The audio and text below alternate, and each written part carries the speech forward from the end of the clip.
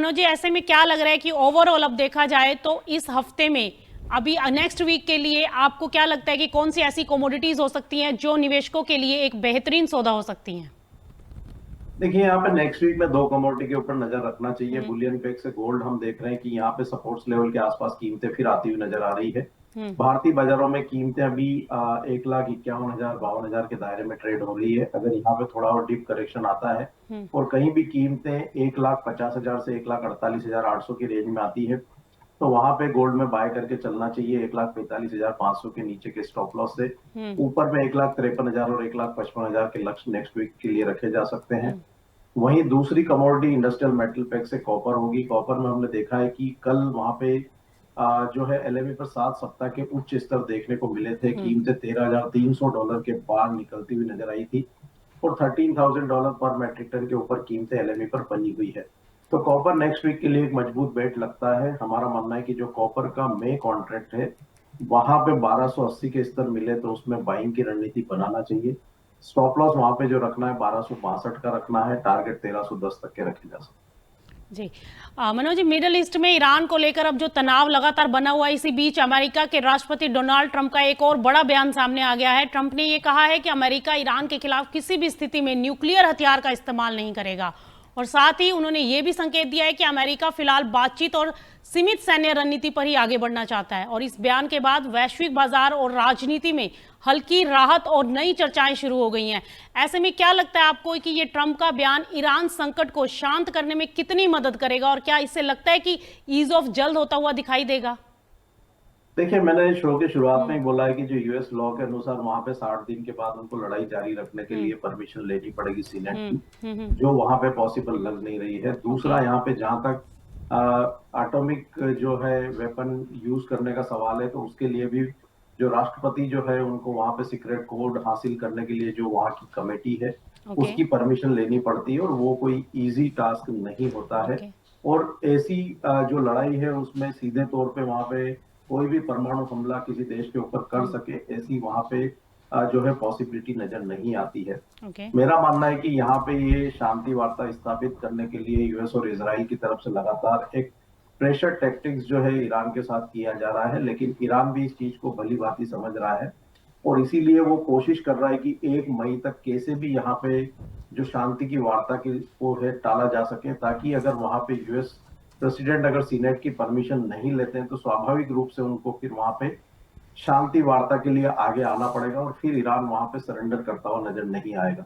तो ये कॉन्फ्लिक्ट है, दोनों देश एक दूसरे की जो पोजीशन है उसको भली भांति समझ रहे हैं और इसी वजह से यहाँ पे चीजें जो है लिंगर ऑन होती हुई नजर आ रही है। लेकिन मेरा मानना है कि मई का जो फर्स्ट वीक है वो काफी क्रूशल होगा और वहां पे कुछ न कुछ निर्णय यहाँ पे जरूर जो है यूएस और ईरान की जो लड़ाई को लेकर के होता हुआ नजर आएगा।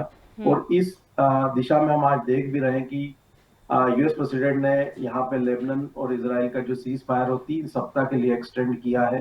अगर वहां पे अगर एस्केलेशन की बात होती तो वहां पे जो लेबनान के साथ 10 दिन का जो सीज फायर है उसमें कोई एक्सटेंशन यूएस की तरफ से नहीं दिया जाता। ओके। तो यूएस और ने जो इजराइल ईरान का 3 वीक का जो सीज फायर एक्सटेंशन किया है उसको देखते हुए हमारा मानना है कि मई फर्स्ट वीक में यहाँ पे यूएस और ईरान भी फिर से एक बार शांति वार्ता के लिए आगे आते हुए नजर आएंगे और कुछ न कुछ यहाँ पे इस वॉर का पटाक्षेप होता हुआ नजर आएगा। बहुत बहुत शुक्रिया मनोज जी इस तमाम जानकारी के लिए। तो आप सुन रहे थे मनोज जी को, जिनका साफ कहना है कि आने वाले समय में अगर नेक्स्ट वीक की हम बात करें तो सोना और कॉपर ये दो ऐसी कमोडिटी हो सकती हैं जहां पर आपको एक अच्छा मुनाफा आता हुआ दिखाई दे सकता है। इनफैक्ट चांदी में भी बाइंग पोजीशन बनाई जा सकती है और इसके साथ कच्चे तेल में भी फिलहाल तेजी आती हुई दिखाई दे सकती है।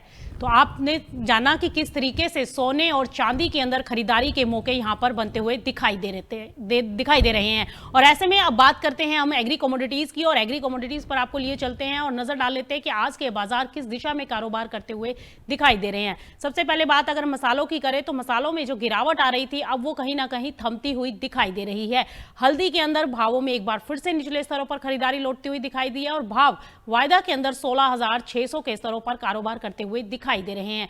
आधे फीसद से ज्यादा की तेजी हल्दी के कारोबार में देखने को मिल रही है। वहीं जीरे में भी निचले स्तरों पर एक खरीदारी लौटते हुए हमें दिखाई दी है और जीरे में भी भाव जो है 21,200 के पास मई वायदा कारोबार करता हुआ दिखाई दे रहा है। ऐसे में स्ट्रेटजी ये बनती हुई दिखाई दे रही है कि निचले स्तरों पर खरीदार एक बार फिर से एक्टिव हुए हैं और फंडामेंटल की बात की जाए तो जीरा और हल्दी दोनों के फंडामेंटल ही पॉजिटिव मार्केट की ओर इशारा करते हुए दिखाई दे रहे हैं, क्योंकि अराइवल्स कम होने की खबरें बाजारों में निकल कर आ रही हैं, जिसके चलते मसालों के अंदर तेजी बनती हुई दिखाई दे रही है। धनिये के अंदर भी बाजारों में एक अच्छी खासी खरीदारी लौटते हुए हम देख रहे हैं और धनिये में भी बाजारों में निचले स्तरों पर खरीदारी वापस आते हुए दिखाई दी है।